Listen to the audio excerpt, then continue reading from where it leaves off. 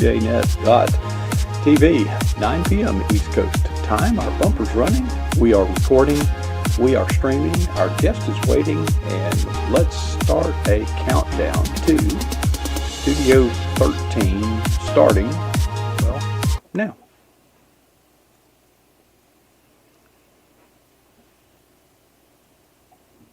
Well, good evening. Welcome. This is PJNet, and that is not supposed to be on the screen yet. I gave away the secret to our first-time guest. I always enjoy our first-time guest. Not that I don't enjoy our recurring guest, but it's always a pleasure to introduce somebody new. And I have to give our producer, Barbara, all the credit, of course, because she does all the work. But she ran across Yvonne Morgan. Not sure exactly how she did, but Yvonne comes to us from the cold weather state of Oklahoma, where she lives. And Barbara, you had plenty of time to prepare to. Well, no, you didn't. You had to go out and rake the leaves in the front yard, mow the grass, trim up the flowers, right? Yeah. Not exactly. Not exactly, but yeah, it's lots of snow here. It's very unusual for Oklahoma. Set records with 6 inches in the last 2 days, so it'll take us a little to dig out, but it'll be 50 by next week, so we're good. Well, it was 77 here in North Florida this afternoon, which is uncharacteristically warm, by the way. Oh, is it? Okay. But yeah, it's not. But last week it was 23. All night. And I don't mean 23 just a little while. I mean all night. It was, yeah. We went into panic. But now, Yvonne, you are no stranger to the writing industry. And when I asked about, did you write anything? You said, well, 5 books. I thought, oh, well, and you're just getting started. Tell us about how, in your personal life, what brought you to the point of writing? Is it a ministry? Is it therapy? Is it a hobby? What is it to you? Well, I'll back up. It is a ministry, but it started many years ago. Sorry if it's a little long-winded story, but we had our third child, was our son, and he was born in 93, lived 8 days before he passed away. Lord called him home. So it was very tragic. We'd always been in church up to that point, but, of course, just a really tough situation. About 2 years after his death, I decided I wanted to do a mission trip to go and do something kind of in his honor, because the world would never know him. So I thought, hey, that'd be a cool way to kind of do a memorial. That has led into over 20 years of doing mission work, and which something I never expected to do. And about 5 or 6 years ago, I started getting that little nudge that God's so good about, saying, hey, why don't you write down some of the experiences from the mission field? And I laughed. And God and I have a good relationship that way. And it's like, really, me? No. It's like, that's not my thing. I'm a numbers person. I'm not good with language, with writing type language. And that it just kept coming back to write it. And I finally said, okay, Lord, stop. If this is you and just not an ego thing, I said, sometime have my husband ask me about the book. And so about a month went by. We're sitting watching TV one night, and he goes, oh, hey, how's that book coming? And I had never said any of this to my husband. His name's Bill. And I kind of almost choked on my water at that point. And he's like, what? And I told him, he goes, I guess you're writing a book. And I said, yeah, I guess I am. So my very first book is Turning Mountains into Molehills. And it is a memoir of our years on the mission field and just the incredible things we've seen God do on the mission field with us, through us, and with other people. So kind of came out by accident. I never intended to be a writer. Well, there's 2 itches that you're scratching here. One is mission trips. There are many Christians who probably, at least for a moment, entertain the idea of maybe going on a mission trip. And my experience, having been on several myself and encountering those who have gone, once you go on a mission trip, your life is forever changed. It is. And you get a lot of us, like me, and you get the bug. And it's like, okay, I can go make a difference and see that difference. And it doesn't cost a lot of money. It takes a few weeks of my time. And there are so many incredible things you get to see God do. And Yeah. it's been the adventure of a lifetime.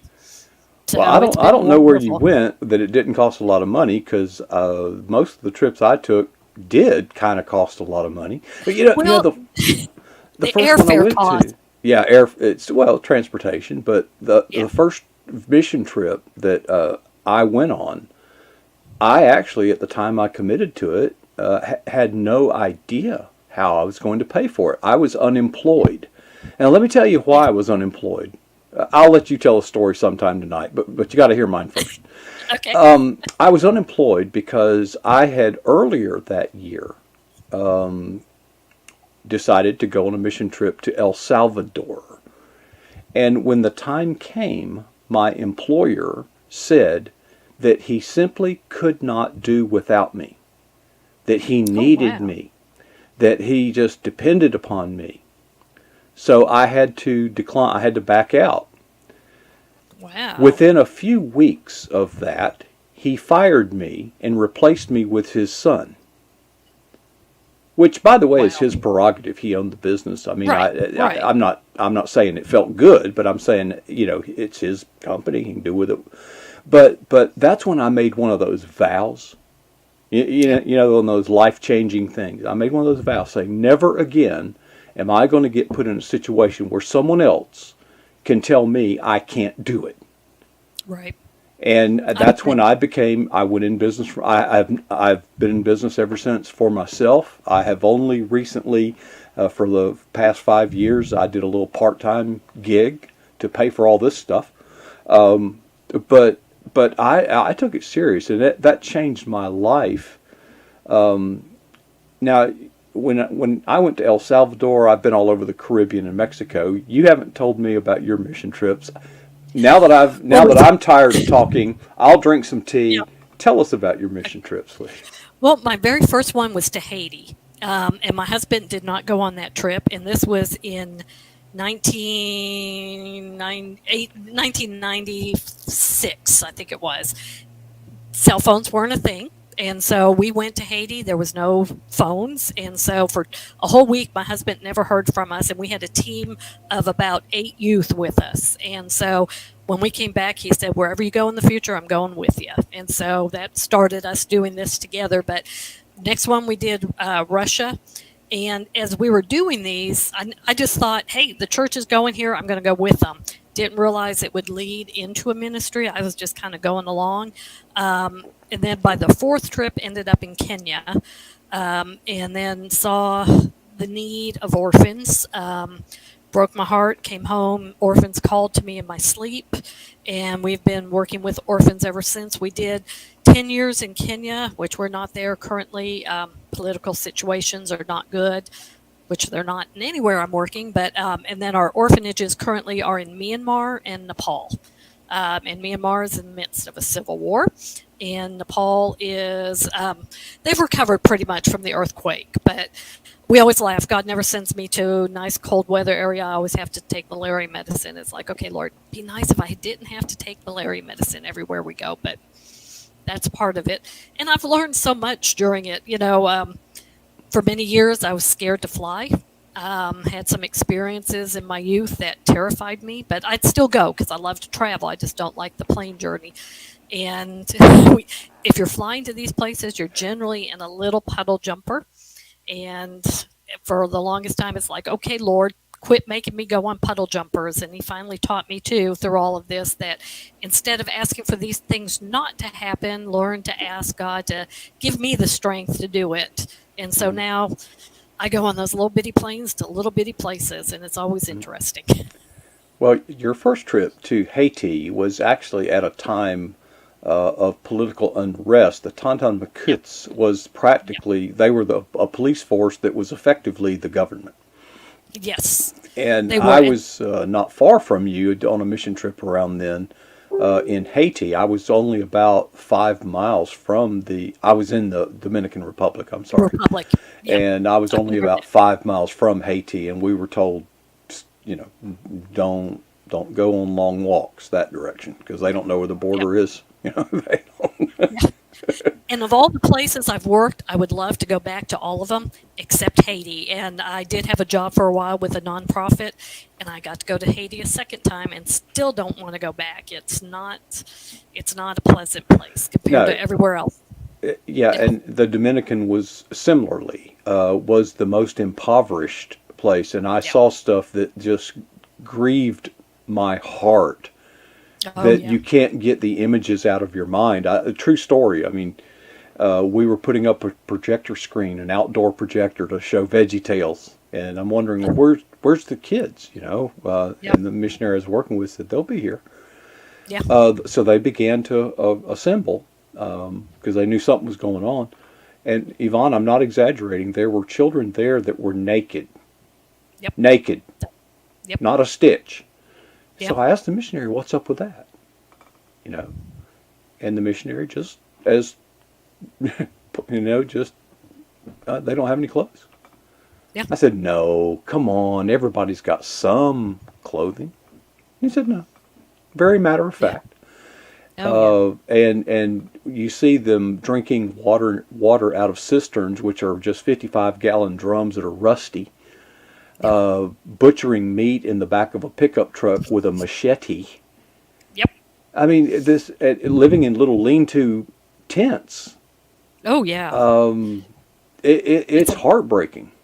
It is, and it's hard a lot of times for Americans to realize still parts of the world live like that. Even Kenya, we worked rural Kenya, and we'd go to the little butcher, which was just a little lean-to, to get our meat, and you don't go order a fillet. You just say, "Give me a pound," and they hack it off with the machete. Hmm. And then I can remember us paying for it with money, and the butcher's hands are covered in blood.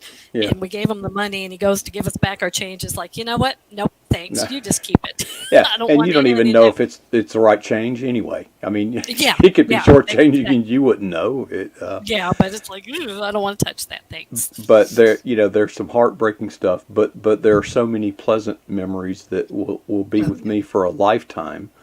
yeah, So, folks, if you're hearing this and you've thought about going on a mission trip, commit yourself. Just do it. yep, And I promise you, I have yet, and I have worked with many, many, many, have somebody come back and say, I thought that was going to be a good thing, but that's just not my cup of tea. yeah. And Never I have tell heard that.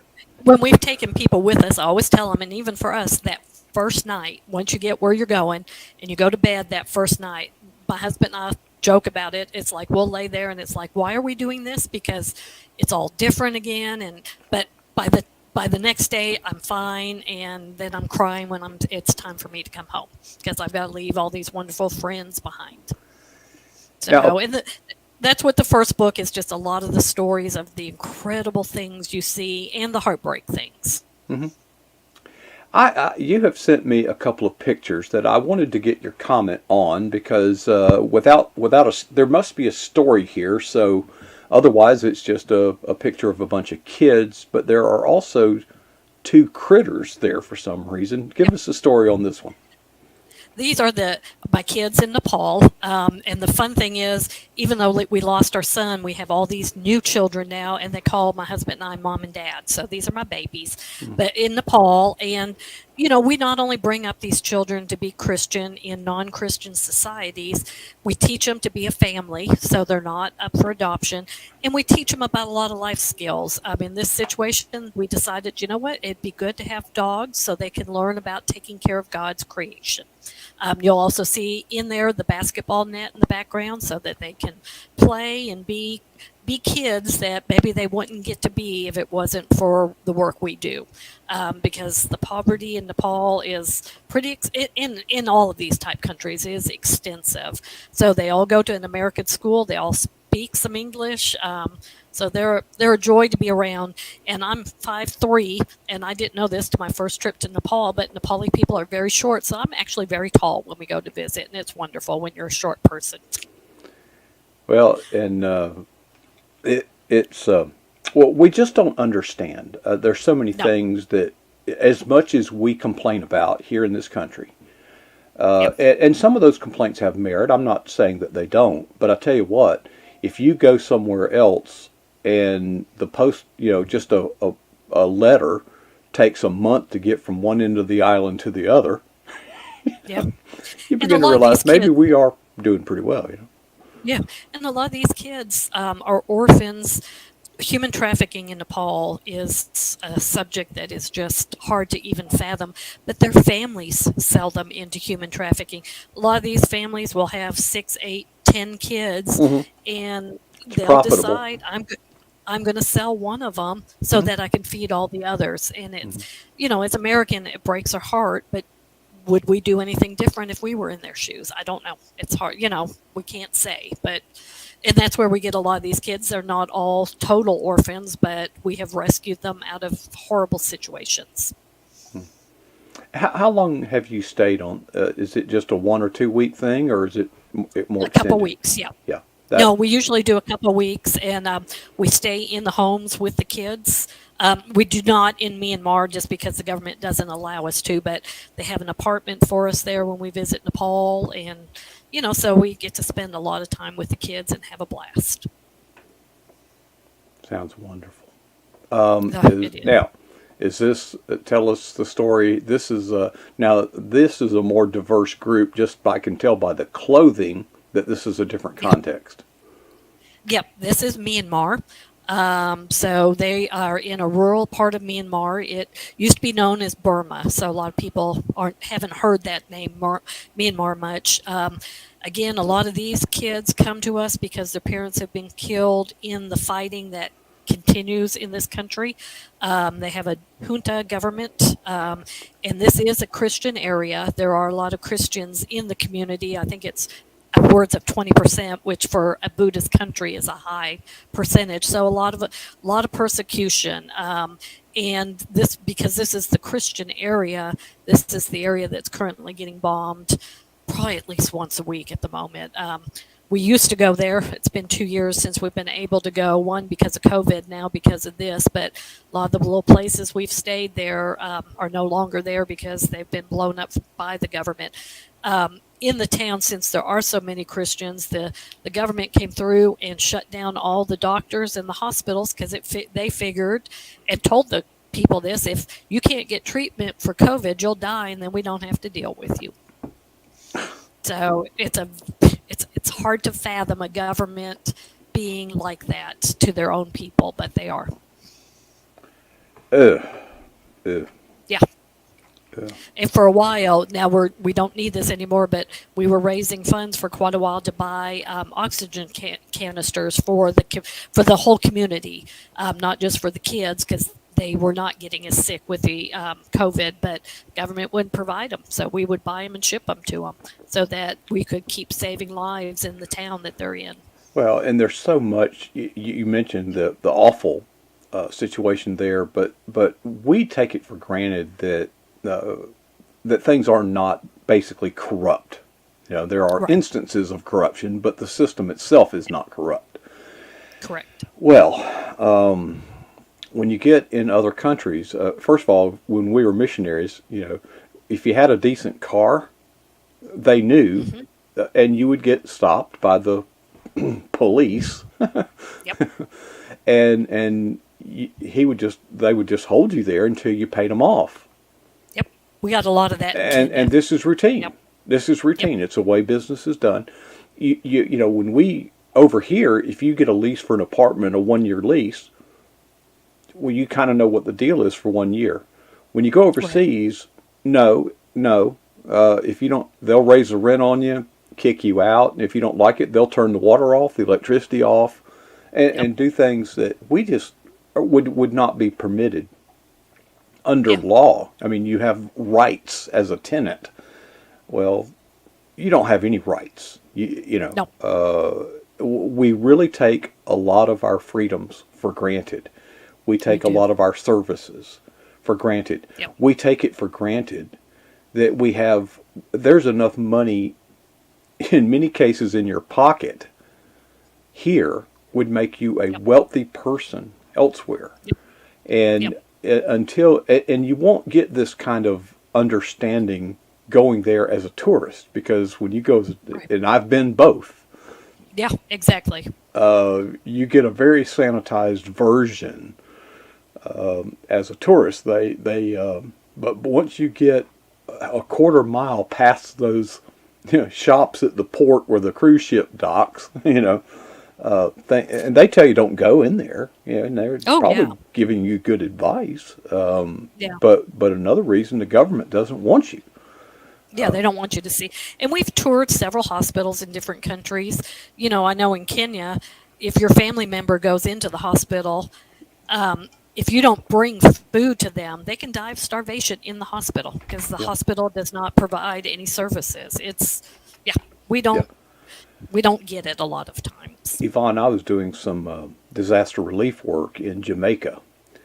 Yeah. And Jamaica is not known for its corruption. It's one of the more hospitable islands in the Caribbean.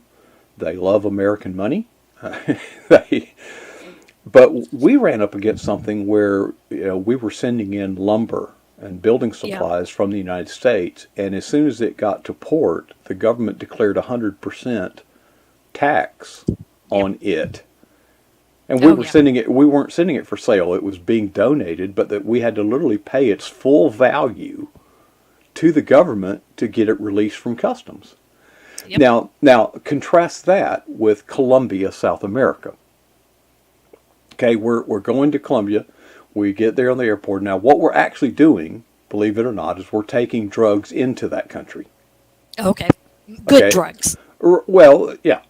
Drugs that are expired here and cannot be used, they're perfectly good. There's nothing wrong with them, okay, in most cases. It's not a matter of their efficacy. I think it's a marketing thing,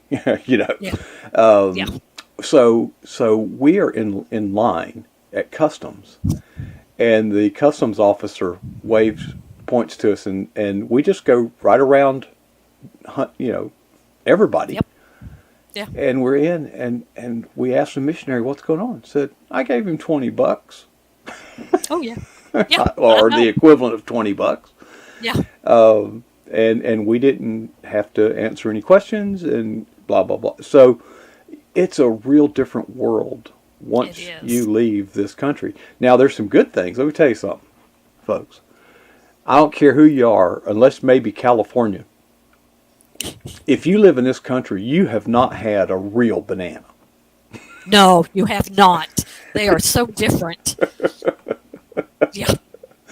No, that's true. That is and all of it, the fruits and to go and see, and I don't drink Coke or that, but you go overseas and it's like the kids are like, you get them a Coke and you think you gave them $1 million, and it's like, it's a wonderful experience. Everybody should try at least once in their life. Just be aware you might be hooked. Yeah, well, yeah, and the funny thing is, a missionary confided in me. I thought he was about to retire. It's actually, we go down there to help the missionaries that are on site in field. But he says, to be honest, he says, y'all are a burden to me. Yeah, I've heard he that says, before. because, we got to have translators. I've got to accommodate you. He said, I could hire locals for nothing, and get this done without all the language barriers and time. We have to compress a month of work into 1 or 2 weeks, so that's, but he said, but here's the thing. He says, when you guys get back home, the stories you tell, and we're funded differently. The missionaries are not allowed to ask for money in my denomination. They're not allowed because we literally raise money separately, and and the organization disperses the money in the. We don't have. None of us have the view worldwide. Where is the biggest need? When these missionaries come home and tell you, well, that's the biggest need, because they certainly amplify the conditions. They don't tell story, they don't lie, but it breaks your heart when you hear this stuff. Well, as bad as that is, it's worse somewhere else. Yeah, it is. So but it's funny because I had he was retiring, so he said, "Can you take the suitcase home with you, and I'll just pick it up in the U.S. You know, when I." Okay, so I'm coming through customs in Miami, and I'm Oh, 20 something years old, oh, and the okay. Uh-oh. customs guy says, What's in there?" So I don't know. I Not a brought it good in for answer. somebody else. Don't ever say that. No, no, definitely not. Uh, they opened it up. Of course, it was just stuff. You know, there was nothing illegal in there. But I said, well, it's a missionary friend of mine. I've been working with him all week. He's he's got credentials. He said, do you know how many missionary friends we throw in jail around here? It's probably true. I hadn't thought about that. Yeah, But yeah, I'm sure but they others have used that excuse. yeah, you're bringing back a lot of memories. I'm sorry Oh, to take up so oh much no, it's of the time that you should have. Um, you are not a domestic product of the United States yourself, are you? no. I was born in Belfast, Northern Ireland. Left there when I was a year. Lived in Canada for 11 years before we finally made it to the U.S. Um, my mom, as a child, had met an American soldier in Belfast because they were stationed there during the war. And he gave my mom a nickel and said, when you become, all the American soldiers like to give candies to the little local kids. Hmm. And this particular soldier didn't have any candy. And so he gave my mom a nickel and said, when you grow up, come to America and spend that nickel. And that was her dream from that time on. And so we had to take a longer route. It was, even back then, it wasn't easy to get into this country. So we did Canada first. My dad worked in the U.S., but we lived in Canada, and then we finally were able to immigrate. And So Oklahoma is home to you now. Is that where you've settled for a long time, or? no, I mean, we've been here, my husband and I have been here 12 years, but we both are OU grads. So we always knew we wanted to come back here, University of Oklahoma. But no, I've lived all over the U.S. too. Dad liked to move us around. I think I've been living in 6 different states. Yeah. So Well, nowhere's really home for me. So yeah, I move a lot, or have, and people would yeah, say, "Oh, you must be in the military." I said, "No, the rent just came due. I had to move. I yeah, couldn't." yeah. Well, you pricked a scab there. Of I am an alumnus of the People's Republic of Florida State University, and Okay. I had some I'll forgive friends, you. yeah, from the Tulsa, business associates from Tulsa. Well, when the national championship game was played in Miami, we Yes, it were was. able to obtain tickets to that Yeah, game, and Florida State was highly favored to win that yeah, game. So we were being so hospitable to our friends from Oklahoma, saying, "Listen, we appreciate you coming all the way down here, and I know you guys are going to play a good game. I mean, I know, but we were consoling them before the game started, yeah. Lip service. Yep.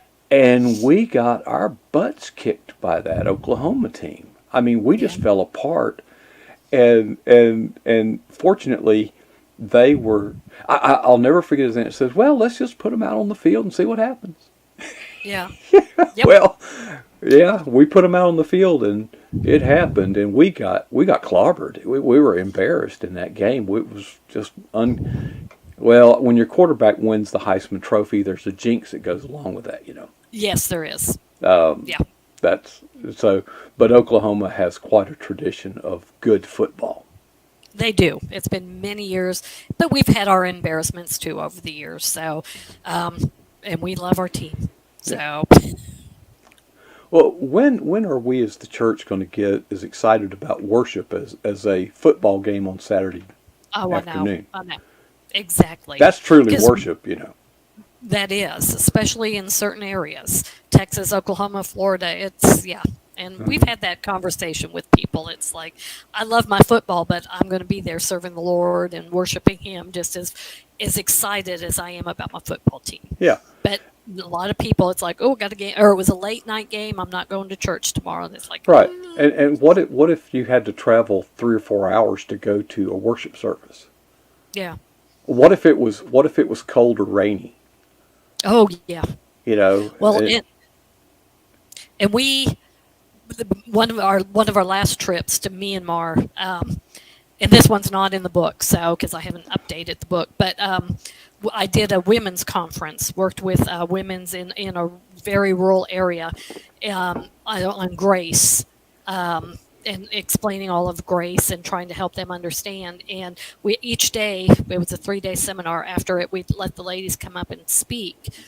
And I hope I'll try not to tear up. But one of the ladies got up, and we had a translator, and she talked about she had quit going to church for many years because her husband was a Buddhist, and he would beat her if she went to church.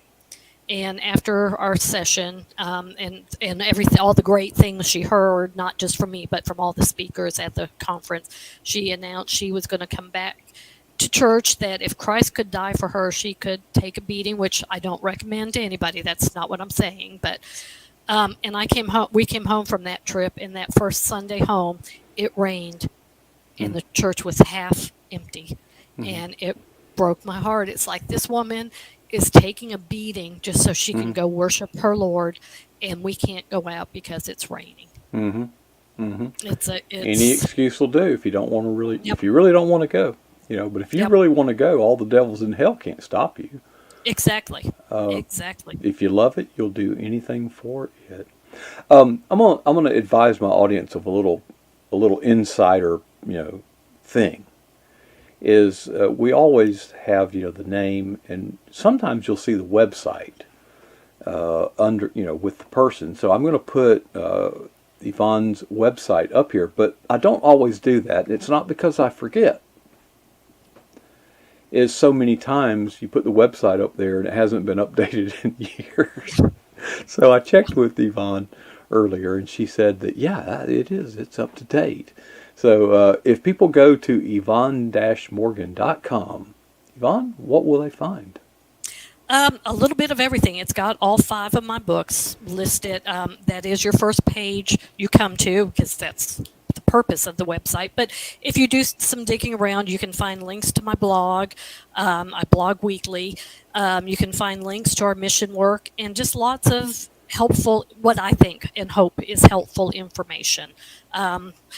They just recommend you put your books on the first page, and I have a hard time advertising for myself, but that's what the experts say. So, but it's got a bigger purpose. All my books, if you ever think about becoming a writer, you're not going to make much money. I'll tell you that, but you've got to do it because you love it. And I do it it's my ministry, share God's word. And that's what all my books are about. Even my children's books. Professions that you do it for the outcome rather than the income. Yep. Tell us about your blogging. Just pick a random one that stood out in your mind from recent, and then here. Let's have some fun. Tell us about the worst blog you ever did. Some of my early ones are. You go back and read them. It's like, oh, that was bad. It's been not 10 years I've been blogging now. I guess it's 8. When I first started writing my first book, they said, you need the social presence, so blog. So I started, and my blogs are weekly, and they're there to encourage. It's as I see God in the ordinary events of my life, I share about those. My worst one, boy, there's been some doozies, because I've gone back and rewritten a lot of them, but it's not my blog, but when I first wrote my book and sent it in to my publisher, her first comment to me was, "Is English your first language?" And it was like, oh. And she still teases me about my commas. She's like, "You just don't like commas." It's like, no, I don't. So I think my writing's improved quite a bit, but I'm not there to be the best ever. I won't be. That's, there's only going to be one best ever in the world. I'm there, and I've learned through the years, if my words help one person, that's what God intended, and I'm happy with that. So it's about following what God tells me to write about, and not about what I want to write. Again, which I want to write about what He tells me to write about, but it's about sharing what He needs to get out there, not my words. Well, we've had some interesting bloggers appear on the screen, and as you were sharing, I thought about J.D. Winninger. Yes. His ordinary, he's got a way of taking ordinary events on the farm and bringing a truth from the Word of God and from the ministry of Jesus. And we are fortunate to. He's a gem. He's just He a is. rare find. What are some of your hobbies? What do you do personally? Travel. I love to travel, even when it's not for mission. My husband and I have now gotten kind of in a competition on things. I've been to 44 countries. He's been to 43. We've been to all 50 states. So we're both retired from business world, and so we travel. Then my writing is another big hobby. I do it for the fun of it. I read. And I've got my grandkids. So those are probably my biggest hobbies of all of them. Now, So, and that's you like don't look old my enough to really ask this question, but just for the sake of fun, what's on your bucket list? What's still left to do out there? um a couple countries. Mongolia. I want to go to Mongolia. Don't know I why. I've known a missionary from Mongolia, and Oh, really? that's another. Uh, and and this was probably 20 years ago, but that country is very receptive. Yeah. And Um, I've had a few connections, and it's almost happened, and it's like, and that one I want to do as a mission, and so, but God's been good. Most of the dreams I've had of places He's made happen.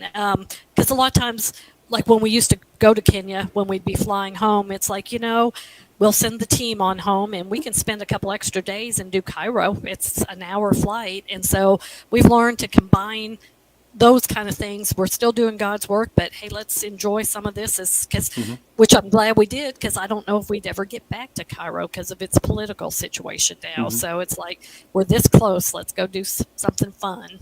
So, I'll share a story. Uh, the way I kind of got involved in the internet, as a ministry, is I would do these free websites for missionaries. oh, okay. And this missionary from Mongolia, sent me some photos, and he was working with what they call street kids. The kids live below the streets in the sewers because it's actually Ooh, warmer. Yeah, it's freezing okay, cold okay. above the Yeah, ground. yeah. So they go into the sewer, underground, and that's where they have set up their little camps. And it, I'll never forget, there was this picture of a child wrestling. He looked like he was like playing with a dog. And I thought, what's this story in here for? Yeah. So he emailed me and says, that is not uncommon. That child is trying to get the bone from the dog so he can eat the bone. Yeah. They're fighting with the dogs over bones. Yep. Folks, I mean, I know we all have problems, challenges, and battles, but we just take it for granted Yep. that we can eat. I mean, it's just the very most basic things. But it broke my heart. And he has, and the government has welcomed him because he takes these children in, builds facilities for them, and he takes care of the problems. Yeah. And there's so many good times and so many heartbreaking. Oh, yeah. And it's always the same thing: poverty, just It is. abject poverty. Yeah. Like I like mean, we never could we understand. could never understand. No. I mean, even I guess if you think of a homeless person, I mean, that's kind of the norm. Right. Okay. But but they have, if in this country it's not perfect, but they have at least some options of things, where in a lot of these other countries there's nothing. Yeah. If you go hungry, you're going to die. Yeah. Period. Hmm. It is. Well, Yvonne, it's been fun. I'm probably going to get in trouble from our producer for talking too much. Oh, But when you start talking about mission trips, it's hard for me to just hold it back. I no, Uh, I fully understand.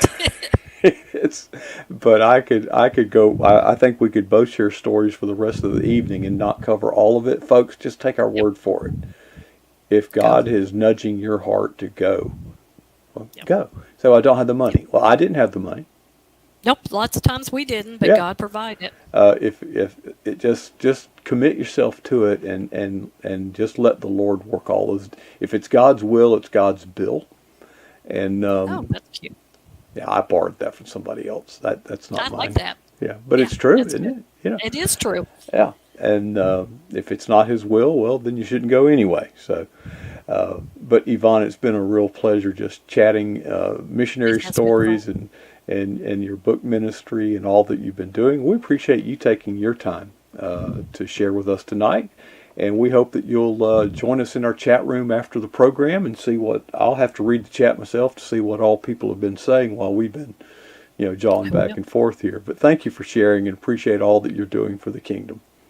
Thank you. I appreciate it. Yes, ma'am. All right. Well, that was Yvonne Morgan. Says so right there. That wraps it up for me this week on pjnet.tv. Thursday on Friday nights, Steve Hazards takes over everything, and he starts at 9 o'clock like we do, and he plays some kind of we get kind of relaxed, what I'm saying? We're music, and then but see that's just to relax us because see come 10 o'clock Eastern, he will uncork his weekly My Perspective and Comment. And and it's become very popular. People start, boy, you'll see the chat room lighten up. People signing in to get that. And I really appreciate Steve. I appreciate so many of our team players here. But Steve is one that allows me to have Fridays off. Now, this was done on purpose, and it was Barbara who hatched the idea, is that if we needed to do any work, maintenance, upgrades, stuff, on the studio, that would give us Friday, Saturday, Sunday to get all that done. Or if we were to be traveling, we could be on the road Friday, and then so it's quite a strategic idea that we've implemented. And it so happens that as soon as we get off the air tonight, this studio is going to go down for renovation, I guess you would call it. We've got to strip this thing almost down to the studs to install some new rails and mounting platforms that hang from the ceiling for all of the new cameras and stuff that we got. I was going to show you the camera last night. I was watching the replay and realized I never switched to the new camera I was telling you about. But I have sent that camera back to the manufacturer. It has a defective part in it, and they are going to replace it, but I have to send the old one back, and they have to receive it before they'll send the new one. So that's kind of a bummer, and I had to pay the shipping. Let's not go there. But everything will be ready when the new gear comes in, and of course we're getting all this new gear to go on the road. So Steve Hazards makes all of these things possible by taking the helm on Friday night. I hope you'll, if you have time, if you're not doing something with your family, whatever, try to get home by 9 o'clock Eastern if you can. Take that in. I'm gone. Before I see you again on Monday, I leave you with a challenge. And the challenge takes the form of 2 questions. What is the boldest thing that you've ever done for the kingdom of Jesus Christ? Maybe take a mission trip? Second question is, how long ago was it when you did that boldest thing? The challenge